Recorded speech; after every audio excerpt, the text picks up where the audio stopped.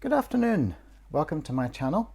It's been a little while since I've had a story for you, and I'm actually going to read something from my book, Running Coyote and Fallen Star, in the hope that some of you will buy it. You can get it on Amazon. Unfortunately, that's the only place where you can get it at the moment, but it's got some good reviews, lots of good stories, 16 of which have been published in various magazines. This is not one of them. The story I'm going to read to you today was not based on random words. It's actually quite an old story, which I recently revised.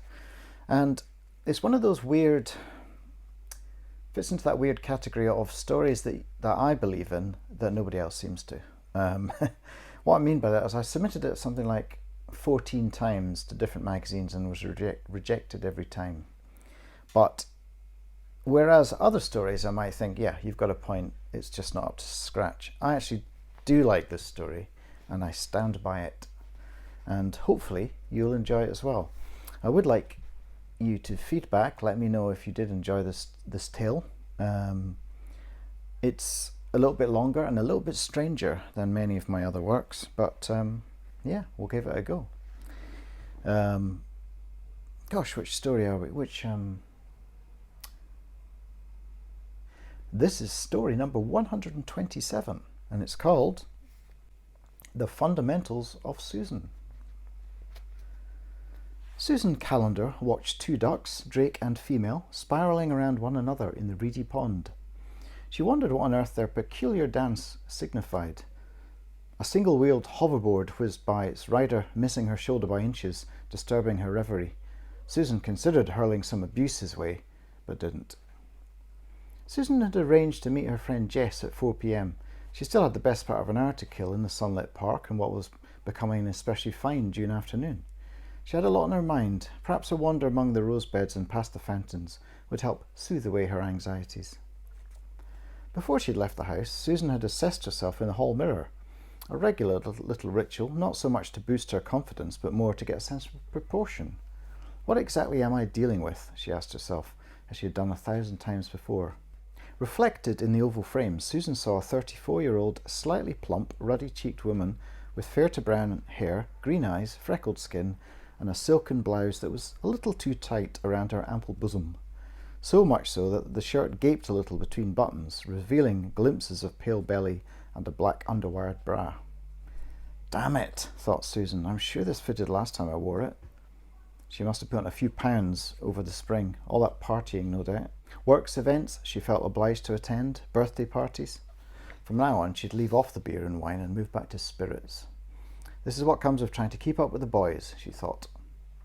Susan checked her jeans pockets for the essentials, keys, bank card, mobile, tissues, and pulled the door to her flat carefully shut to avoid any more paint flaking from the jam.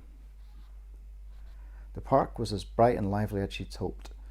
The little West London oasis was always busy, with plenty to see.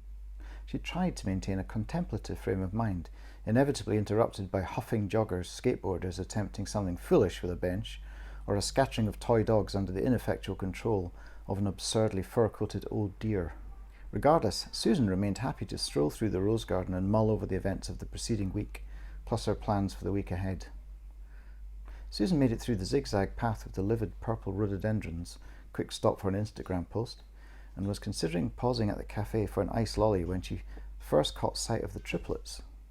She paused to sit on a park bench and watch them from the periphery of her vision, intrigued and almost a little afraid, for reasons she couldn't wholly justify. There they were, standing shoulder to shoulder, like footballers facing a penalty. 3 little men, each no more than 5 feet tall, clad in identical sky blue trousers and tunics. Tunics, in this day and age. Susan could see silver buttons gleaming on their chests, and although the men were diminutive, though not dwarves, their trousers failed to conceal an inch of hairy shin and 2 inches of white sock. They all wore Birkenstocks, unapologetically. They had near-identical scrubbed, shiny faces like wind-fallen apples. All 3 had the same haircut, side partings plastered across their forehead, like miniature Hitlers. They had uniform toothy smiles, which Susan was alarmed to see were directed her way. Susan smiled feebly back. These men were perhaps on day release from some care home for the mentally different. She didn't want to appear unfriendly. She did kind of want to Instagram them, though. Susan turned her attention to her chipped fingernails and stubby fingers. Why couldn't she have elegant hands like Jess? She couldn't imagine those doughy digits scampering along piano keys like Jess's frequently did at her dinner parties. Colin, Susan's boyfriend, once said her fingers were like cute little chipolatas. Then he'd kissed each one, making Susan smile and forget the swell of her belly over the turquoise lingerie she'd bought. Of course, he'd spoilt it by uttering that terrible old cliché about small hands making his willy look bigger. Colin could be crude sometimes. Still, he seemed to love her, and for that she could muster gratitude. The triplets were standing right beside her bench, although Susan hadn't seen them move, still in a line as if joined at the shoulder.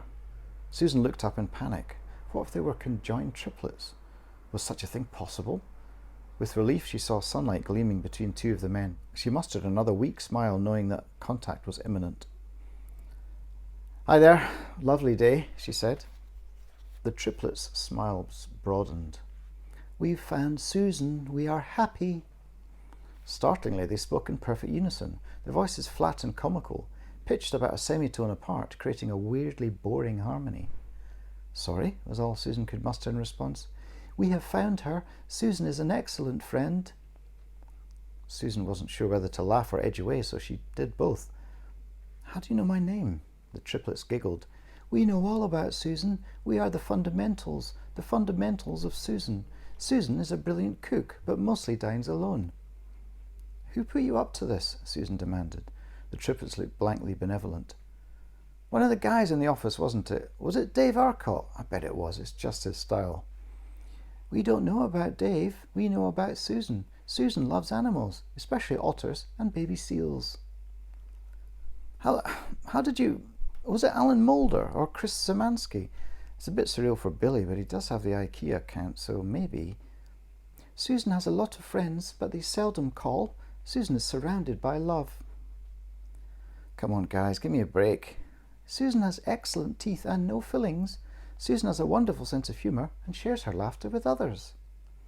Susan did laugh then, but the laugh quickly faded. They were just so attentive. "Guys, I'm beginning to lose it. Was Maxine involved in this? Tell her it's not my birthday until next month and a card would have done." "Susan takes long, lovely hot baths. Often Susan masturbates under the soapy suds." "Right, that's friggin' enough." She got up and began to walk away. Susan got the alarming notion that the triplets were following her. However, when she turned, after a heart-poundingly fast stride to the closest gate, they had vanished. Back to the day release centre, she hoped. Jess was in good spirits. She just secured her millionth follower for her cosmetics vlog and had won a freelance commission to write a piece on male grooming in the 21st century. Jess began filling the cafe table with a peculiar haul provided by the editors. "Susie, I had absolutely no idea. Deep cleansing face wash with aloe and provitamin B5 for men. Foot cream. And look at this. It's a cucumber and sage face pack, for Christ's sake. What is the world coming to? Dan will be borrowing my epilator next." Normally Susan would have enjoyed joining in this diatribe, or rather she'd have countered it with some anecdote of Colin's bewilderment in the face of burgeoning toiletries, just to reassure her friend that some men were still inept in all the right ways. But something was disturbing her, something at the edge of her peripheral vision, something sky blue, with 3 heads, something she didn't want to acknowledge was there at all. "Hey, Suze, look! Some sort of street theatre behind you." Susan leaned across the table towards her friend. "Jess, please don't." But it was too late. The triple-headed blue blob swung into vision, inane, gleaming faces preparing identical smiles. They sidled round, blocking out the late afternoon sunshine. "Susan has exquisite taste when it comes to restaurants, both al fresco and indoors." "Susan, do you know these people?" Jess asked in wonder. "No, I do not. It's some dumb joke the boys in the office are playing on me. Ignore them. I'm sure they'll go away." "Susan chooses her friends wisely." "Why, thanks," Jess replied, loving the tunics. "Jess, don't encourage them." The fundamentals seemed content to stand and gleam at them both as waiters dodged around them with mounting irritation. Eventually a manager appeared. "Excuse me, miss, but your friends are going to have to sit down." "They're not my friends. In fact, they're bothering me. Can you make them leave, please?" The manager contrived to look relieved and irritated at the same time. "I'm sorry, sirs, the lady would like you to leave." "Susan is outgoing, but never outstays her welcome." "That's very salutary, but if you could just..." The manager opened his arms and walked towards the fundamentals. For normal men, the approach of an unfamiliar male body would cause an instinctive backing away. Not so these peculiar little men. The manager found a head lodged under each armpit, but the fundamentals didn't give an inch. Backup arrived in the form of a tall blonde waiter, but the tripartite chorus of admiration wouldn't shift. It was only when the manager lost his temper and began manhandling the interlopers that they stopped grinning, bowed to Susan, who cringed behind her hands while Jess stifled laughter, and left. "Susan fills her day with meaningful tasks, but always finds time for friends," they murmured plaintively as they trotted off down the pavement like autistic poodles, scattering pedestrians in their wake. She'd give them hell on Monday. Susan didn't quite know what she'd do when she found out which of her colleagues set up the surreal stunt, but she knew her revenge must be equally cunning and unexpected. The experiences she'd had today had really shaken and embarrassed her. The random things those little fiends had said had got Susan thinking unprofitably about herself. Were they making it up as they went along, or reciting some sarcastic little list Billy or Chris or Maxine or whoever had concocted with her in mind? Susan could only assume the intention was ironic. She felt it hard to believe anyone would like her enough to hire circus freaks to extol her virtues. What had they called themselves? Her fundamentals. What the hell did that mean? She was still musing on the possible origins of the tripartite apparition when she went to turn her key in the front door and found it was already unlocked. That could only mean one thing: Colin was here. Susan had cut him a key midway through their second blissful month together, and now she was beginning to wonder if it had been such a good idea. Surely she should feel something other than mild dread that her boyfriend was home and possibly planning to cook for her, or at least massage her feet. Indifference couldn't be a good sign 6 months into a relationship. "Howdy, love," grinned Colin, appearing in the doorway, wearing oven gloves and leaning in for a cursory kiss. "Some of your friends are here. They've been waiting half an hour." He lowered his voice. "They're a bit odd." With a sickening lurch in her stomach, Susan realised who these friends must be. "Susan is punctual to a fault and always scrupulously clean." "Hello, boys. Make yourself at home," Susan said, trying a new tack. The fundamentals were sitting bolt upright on the sofa with identical cups of tea untouched on their laps. Colin wandered in behind Susan with a plate of fresh, fragrant cinnamon biscuits. "I'm such an ungrateful bitch," Susan thought. Colin tended to bake if left to his own devices, one of his more unique and endearing qualities. "They won't tell me which one they're in," said Colin mysteriously. "Which what?" "Commercial. Is it Oculus Rift?" The penny dropped. Colin was onto something. The fundamentals were part of some elaborate transmedia ad campaign that one of the junior teams at Susan's agency had contrived. They were evidently road testing on Susan. She ought to feel honoured, she supposed. Yet there was something simperingly strange about the ferocity with which the fundamentals stayed in character. Nothing seemed to faze them. "Susan is intelligent and an excellent problem solver." "Not at all," Susan said. Colin figured it out. "Tell me, boys, are you on deferred pay? If so, you won't see a penny of it.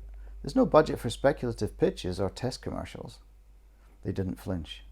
"Susan knows the value of money and balances generosity with prudence.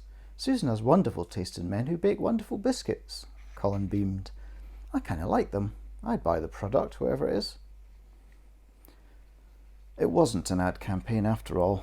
Susan found that out when, halfway through her crushingly embarrassing Monday morning, Mr. Haggerty himself trotted down the spiral stairs into the gleaming glass and polished wood lobby and ambled over to her brushed steel desk. "Susan is attentive and polite and defers to powerful men with ease." "Keep it down, will you?" Susan hissed. Mr. Haggerty, an ever-youthful figure in an open-necked burgundy shirt and well-laundered slacks, smiled as he laid a jiffy bag in front of Susan. Blushing already, Susan tried to ignore the trinity of little blue men sitting in the waiting area behind her. Haggerty, not one to be fazed by the outlandish, registered their presence with the momentary raising of a single eyebrow. "Susan, I know it's a bore, but could you make sure UPS collects this by 3? I send it via the post room, but it's so important I'd rather leave it in your capable hands." Haggerty smiled winningly. The lines on his lightly freckled face only added to his dashing yet boyish charm. "Susan is enamoured of older men, especially those of a creative bent." "What?" laughed Haggerty. He wheeled round to face the fundamentals. Susan turned an even deeper shade of pink, if that was possible. "You don't know which team is behind this, do you, Mr. Haggerty?" Susan blurted. "Only they won't leave me alone." "No idea. I doubt it's one of ours. I'd have heard of that for sure." Susan is easily embarrassed in front of men she sexually contemplates. Susan groaned involuntarily, startling Haggerty. Are you all right, Susan? He asked gently. I wasn't till I had a freakish fan club, Mr. Haggerty. Oh, do call me Tom. Okay then, Tom. Any chance you might find out who's behind this and make them go away? Tom Haggerty winked. I'll see what I can do. Half an hour later, security had the fundamentals ejected. Haggerty's group-wide email having solicited no answers. Now everyone in the agency knows about my fan club, thought Susan. Friggin' heck. Susan decided to thwart her fundamentals by jogging home along the canal towpath. It was a route she'd run regularly about a year ago, but after Christmas, New Year, and all those spring parties, her exercise regime had lapsed. Susan dug out the tracksuit from her bottom drawer, got changed in the disabled loo, packed her regular clothes into her backpack, and set off, red in the face with exertion after just 5 minutes. Rounding a corner onto the towpath, Susan instinctively knew what awaited her. There they were, sitting buttock to buttock on a bench, feeding the ducks with bits of muffin from 3 identical paper bags. She grinned at the fundamentals as she swept past. So long, boys, eat my dust. But ludicrously, 30 seconds later, they dropped their bags and started after her, struggling to keep abreast of one another on the narrow path, but seemingly undeterred by the physical effort. Susan is health conscious and takes regular cardiovascular exercise, they shouted. Susan leads by example. Susan won't let incipient middle age spoil her elegant figure. You little blue bastards, thought Susan. If that's the way you want it, let's see what you're made of. She picked up the pace, trying her best to ignore the beginnings of a stitch under the left side of her rib cage. Not exactly dressed for jogging, are you? Susan sneered at her pursuers, trying to quash a sneaking suspicion that they were somehow gaining on her. An elderly male cyclist passed Susan, who attempted a smile.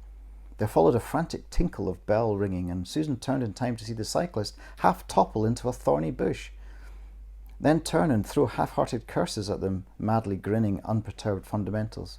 Susan makes up for lost time. Susan will be home in time for a nutritious evening meal.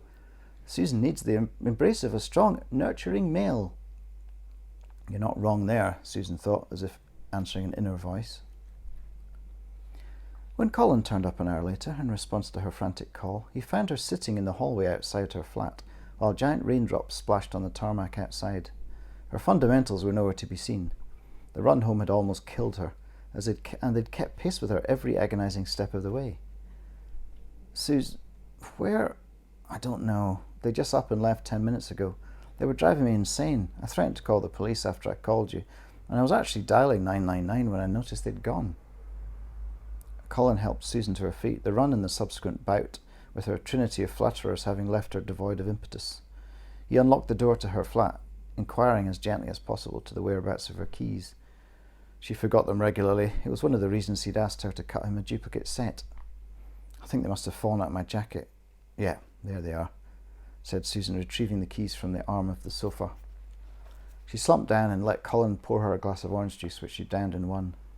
Got anything stronger? She gasped. Colin squinted at her, ascertaining whether she was serious or not. Evidently she wasn't. He pulled off her trainers and socks and knelt between her feet, massaging her toes.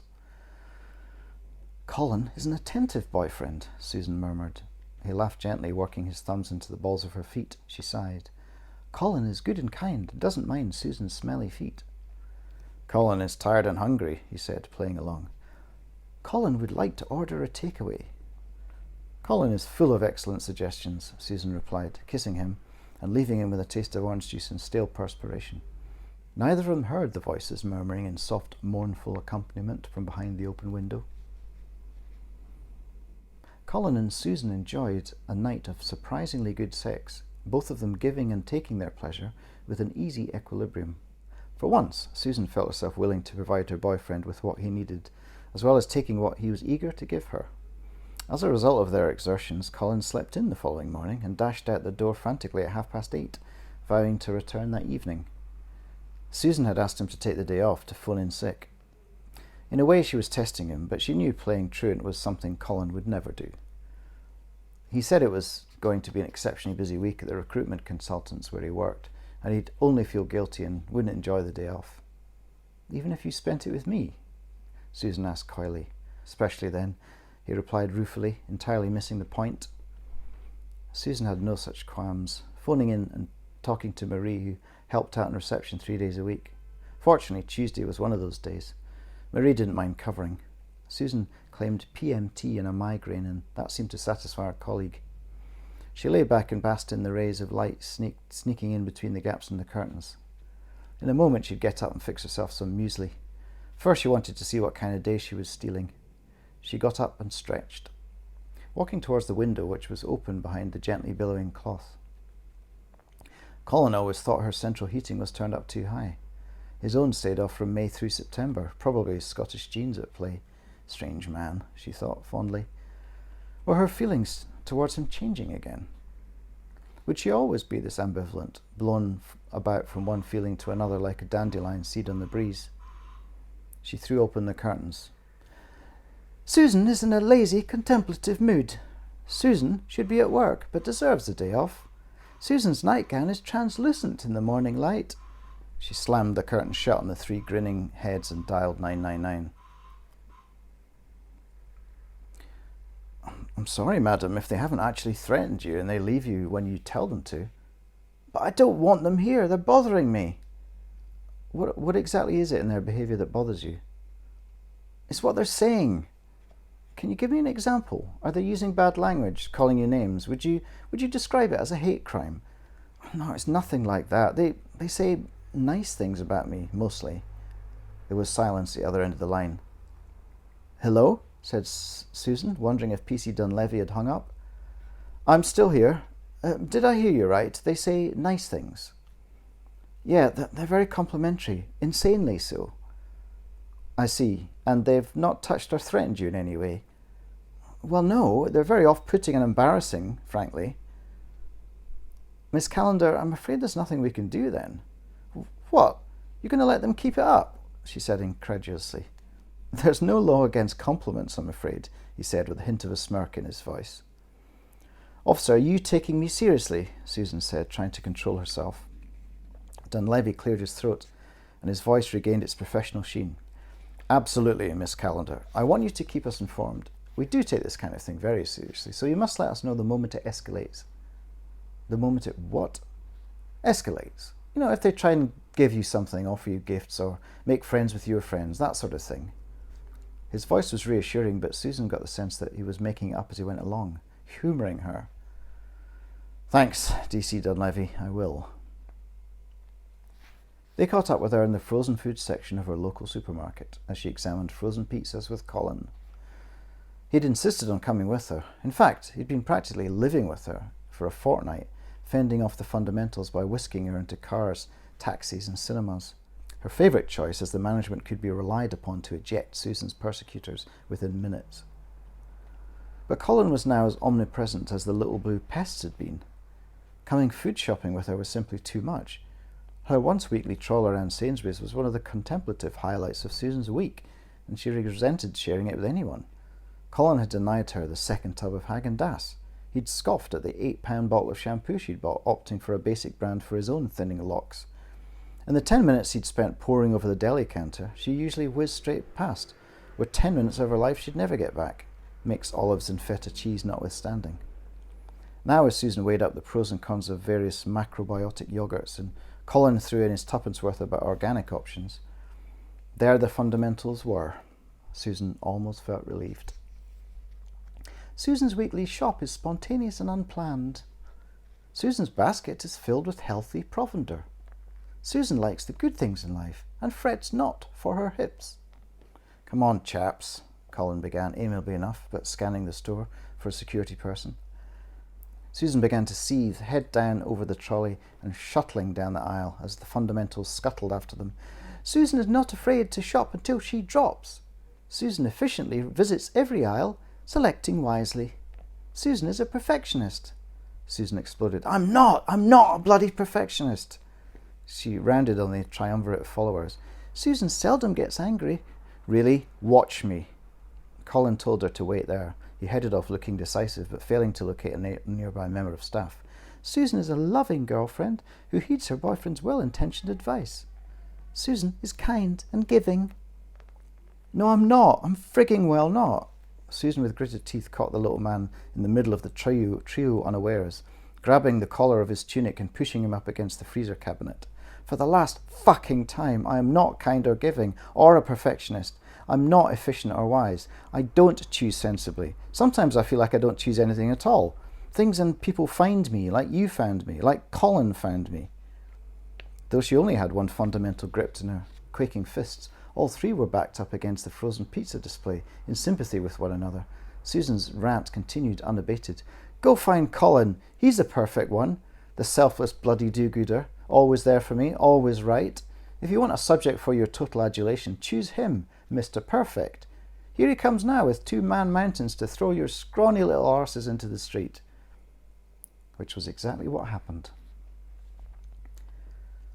Susan didn't see her fan club at all for nearly a month. She also didn't see Colin after that shopping excursion. He'd helped her home with the bags and was in the middle of putting away the groceries when she'd taken a jar of beetroot from his hands and told him that she needed a little time to herself. But what about them? He asked plaintively. Let me handle them, she replied. In the event, she didn't have to. They disappeared. Susan didn't ask why. Instead, she enjoyed 27 blissful days of silence and solitude. And then came the call. Susie, listen. Call, I told you I need some time to think. I've had a really restful few weeks and it's put things into perspective. No, I mean literally, listen. And the line went dead. Except it didn't. Susan clamped her right hand over her ear, pressing the iPhone to her head, stepping off Oxford Street and down a flight of urine-smelling stairs onto a Soho back street. She could hear something at last. The sound she heard was like a rising lament, a chorale in tripartite unison. Colin mournfully awaits Susan's decision. Colin is strong but alone but strong.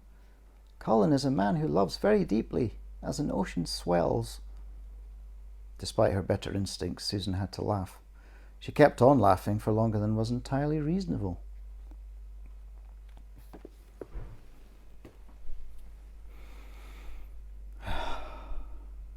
So there you go. The very strange fundamentals of Susan. I honestly don't know where that story came from. It came to me a long time ago, about 10 years ago now. Maybe longer, because I must have been working on the fringes of advertising when I wrote it. But yeah, it's an oddity. It's probably overwritten, a little bit too long. But we all have those favourite children who have strange foibles and weird sticky out bits. And this is one of them. And you can find that story and others like it, and others shorter than it, in my book. Available from all good Amazon. So, hope you enjoyed that. I honestly will do another random word story. I seem to have got like insane numbers of projects on at once, so it's hard to keep up with the entire lack of demand. But anyway, I enjoy it. I do it for my own benefit, and I sell some stories now and again. But I do thank you, limited few people, for watching, and feel free to subscribe, like, share, do all those lovely things that help the channel grow. It could grow. We just never know. You never know what's going to happen. But for now, farewell.